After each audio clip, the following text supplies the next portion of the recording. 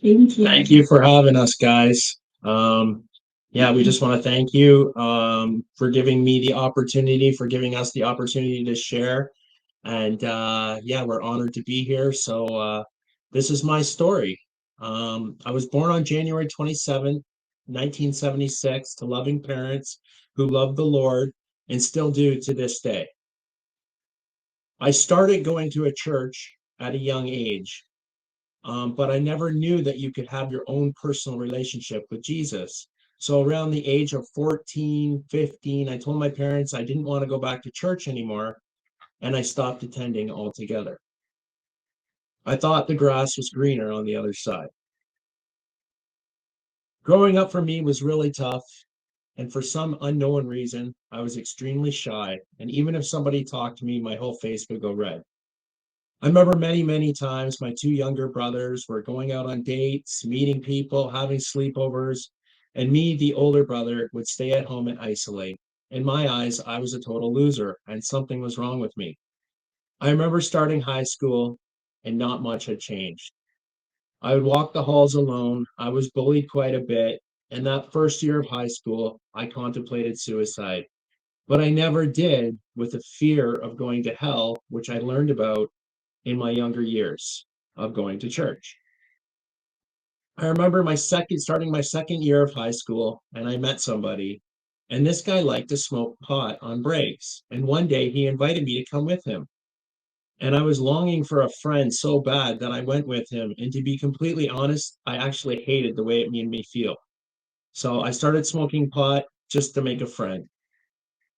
I remember, even though I had a friend at school, I was still bullied. And I remember one day on the bus, somebody picked a fight with me. And to my surprise, I fought back.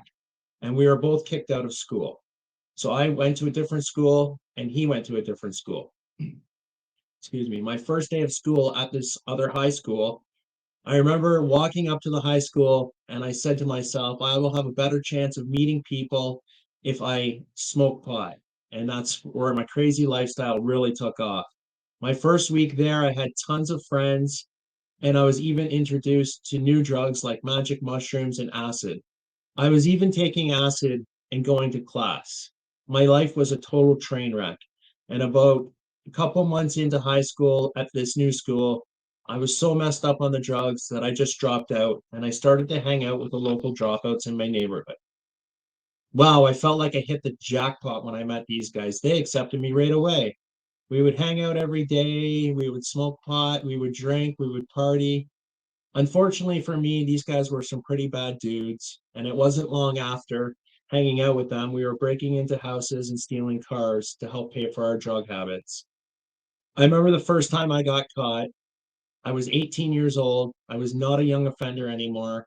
And the judge sentenced me to 6 months in Exeter Road Detention Center, which is a jail in London. I remember the first hour there, I was harassed by two men. They came up to me and told me they were going to have their way with me in the shower in the morning. And my heart hit the floor. I was like, what am I going to do? And I just remember saying a little prayer, God, help me. What am I going to do? And I heard somebody calling my name behind my back, Michael, Michael. And I turned around and it was my Uncle Raymond. And at the time, my Uncle Raymond was one of the biggest drug dealers in the city of London. And he looked at the guard and he's like, guard, put him in my cell. And the guard opened up the cell door and put me in with him. And I told him about those two guys. And he's like, you don't have to worry about anything. And the next day on the yard, he had a little meeting with all the gangsters in there, including those two men. And he said, this is my nephew, Mike. No one ever touches him. Anytime he ever comes to jail, he's under my protection.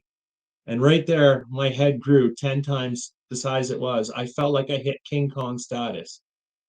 Over the next 10 years, I was in and out of prison 5 or 6 different times for 3 months up to a year each time.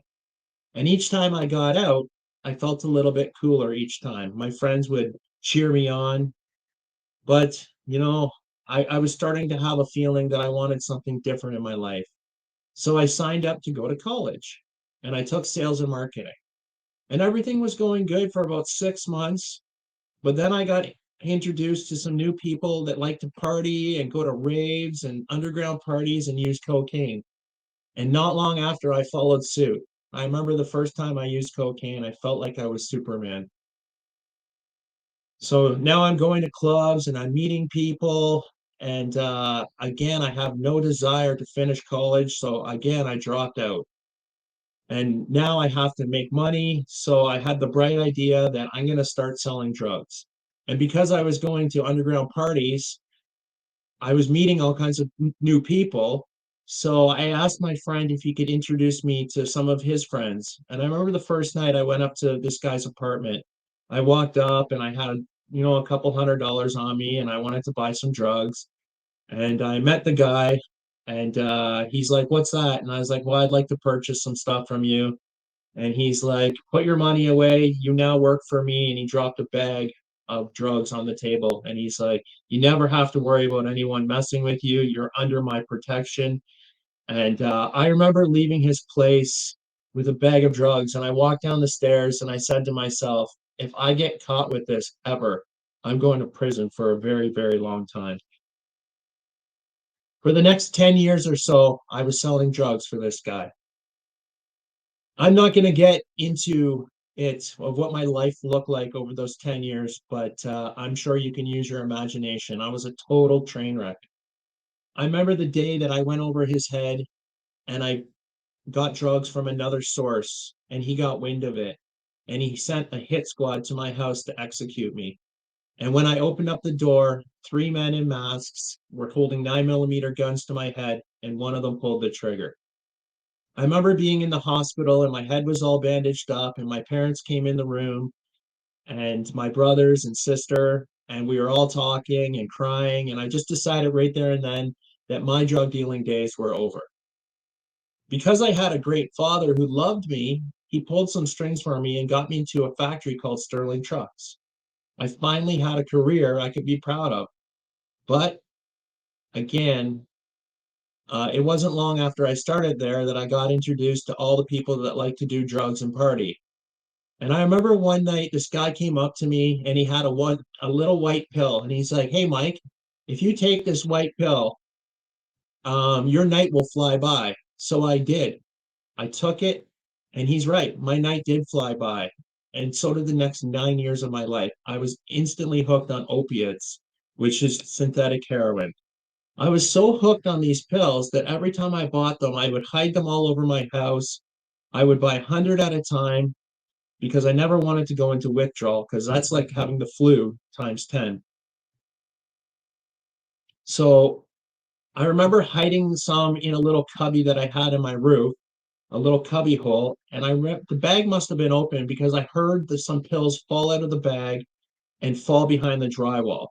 And one day I was running low and I was on the phone trying to find some from the drug dealers and nobody was answering. And I remembered the sound of the pills falling down behind the drywall. So I went to my shed, I grabbed a hammer, and I came in my house and I smashed a hole in the drywall to get my fix. And that's how you know you've hit rock bottom. Even though I was able to hold down a job, I guess you would have called me a functioning addict. And I remember after working there for 9 years, they came to us one day and told us that they're going to be closing the plant and moving to Mexico. And in a panic, I decided to do one last drug deal to make some money to help pay for my drug habits. Well, that didn't go over as planned. I had the SWAT team kick the front door off my hinges, and I had 10 AK-47s pointed at my head. Back to prison I went. This time around was very different. My uncle was no longer alive. I felt like I had to have my back up against the wall at all times, and by the grace of God, I made it out safe. With no more job, again, I decided to go back to school. I took HVAC. I always wanted to be in a trade. Even though I was in school, I was still addicted to the pills and partying on the weekend. And I remember one day in 2010, I went to go visit my younger brother, Chris, and my nieces. And as soon as I walked in, he started to preach Jesus to me. And I was like, "Bro, I didn't come here for you to Bible thump me. I don't want to hear this. I came here to visit my nieces."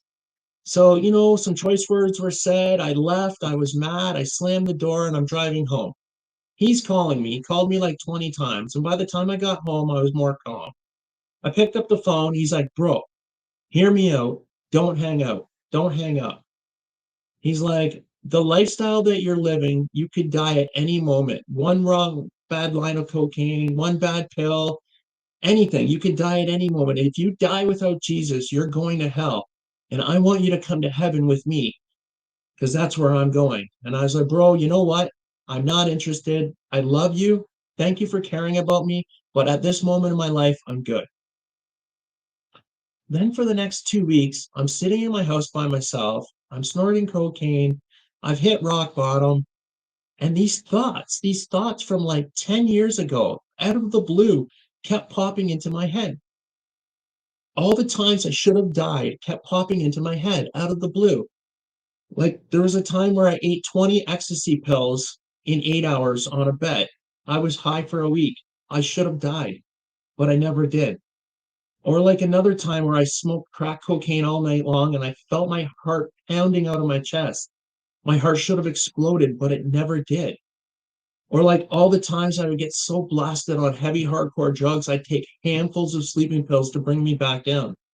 I should have slept and never woke up, but I always did. Or like the time I mentioned earlier, I got shot in the head with a 9 millimeter bullet. I shouldn't be here right now, but I am. For the next 2 weeks, all these events were popping in my head, and the desire to go to church would not go away. It was so strong. And it was a Saturday night. I picked up the phone. I called my brother. I said, hey, bro, what's the name of this church? And he told me. And as soon as I opened up the doors to this church, I physically felt the presence of God come over my body. And it felt like liquid love, the most love I've ever felt in my life. And I bawled my eyes out for 2 hours in front of 600 people that I didn't know. For the next 3 months, Jesus was all I could think about. I was telling everybody. But the friends that I spent the better half of my life building up started to reject me. And they said, if you keep preaching Jesus, we're done with you. And the fear of rejection from childhood popped its ugly head back into my life. And I stopped attending the church altogether. For 9 months, I fell back into my old lifestyle of drugs and partying.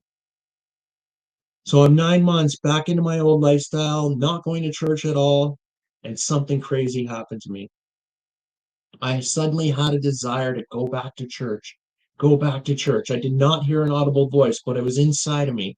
Go back to church. Go back to church. It wouldn't go away. It kept getting stronger and stronger. And I knew in that moment it was God speaking directly to me. So I instantly ended all my old friendships. I started making new ones with Christians. I started reading the Bible and praying every day. Jesus was all I could think about, and he still is to this day. When I came back to the church, I was still hooked on opiates. And I would come to church high for the first year, and no one ever said anything to me. And one day I went up to one of the elders of the church and I said, hey, you don't know this about me, but I come to church high. And he's like, oh, okay, no problem. And I was like, yeah, and I feel that this is hindering my walk with Jesus. And I want to come off, but I just don't want to go through the withdrawals. Can you pray for me? And he puts his hand on my shoulder and he says, a simple little prayer. Father God, I ask that you heal Mike. And the next day I woke up, I went home, and the next day I woke up, my withdrawals were very, very, very minimal, and I had no desire to use drugs. God supernaturally healed me. I don't know where you are in life right now or what kind of mess that you've made in your life, but we've all made messes. I just want to leave you with one verse, and actually, I read this in the Bible this morning, and so I wrote it down. It's Luke 17:32. If you cling to your life, you will lose it. But if you let your life go, you will save it. So I encourage you to give your heart over to Jesus. For the last 12 years, it's been amazing. So thank you for the opportunity to share. Love you.